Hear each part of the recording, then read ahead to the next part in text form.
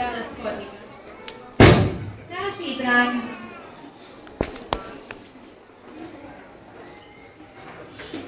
Vaše visočanstvo, vaš sin Ibrahim traži dozvolu da uđe.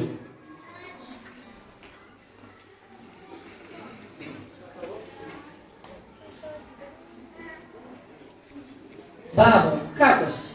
Dobro, sine, Ibrahime, jako dobro. Spremam se na najvažniji put. Pazi se, Ibrahime, ostavljam ti amanet cijelu carstvo. Nemoj tako, babo, ozdravit ćeš. Znaš, sine, da neću i ne težim tome. Allah najbolje zna šta je za mene najbolje. Je li ti žao, babo, dunjalka, carstva ili stana? Nije, sine, nije meni žao dunjalka, ama ni carstva, sine, ni carstva. Ali mi žao Sarajbosnu ostaviti, ama Bosnu, sine. Zašto Bosnu, babo? Bosna, Ibrahime, Bosna je moja velika ljubav i moja povremena bolna patnja. Bezbroj puta sam pokušavao da pobjegnem od nje i uvijek ostajao.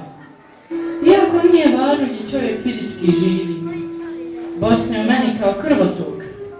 Nije to samo neobjašnjiva veza između nas i zavičaja, već i kolokvijeg nasljeđa, historije, cjelokupnog životnog iskustva mog i tuđeg, dalekog, koje je postalo moje. Viđena izvana i bez ljubavi, Bosna je, Ibrahime, gruba i teška. Viđena iznutri sa ljubavi koju zaslužuje, on je ljudski bogata, iako je u sebi nesaznana potpuno. Kakvi su tamo ljudi, babo? Rijetko je ko bolniji i dramatičniji određen historijom kao Bosanac, Ibrahime. Šta se sve kroz vijekove nakupilo u tim ljudima? Osjećanje vlastite neodređenosti, tuđe krivice, teške historije, neizvjesne budućnosti, straha od promjene, želje za dobrotom i humanošću koja bi se odnosila na sve ljude, bez ikakvih ograničenja i čestih razočarenja koje bi rađala mržnju. To su veoma složeni i zamišljeni ljudi, Ibrahime. Teško ih je razrješavati po prvom viđenju i po spoljašnjim utjecama. Nije mi jasno, babo, zašto si vezan za tu zemlju? Šta to ona ima tako vrijedno? Ima, Ibrahime, ima. Vidjet ćeš kada odeš, poželjet ćeš da vječno ostaneš. Ibrahime, ispuni mi posljednju želju, da vedi mi lijepe Bosanke, Sardalinku da čujem, da mi srce još jednom zatreperi.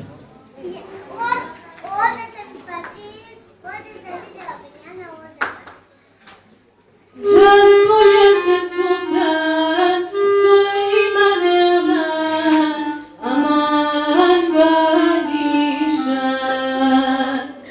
7. dana šehri Ramazana, aman, aman Ramazana. Pitao ga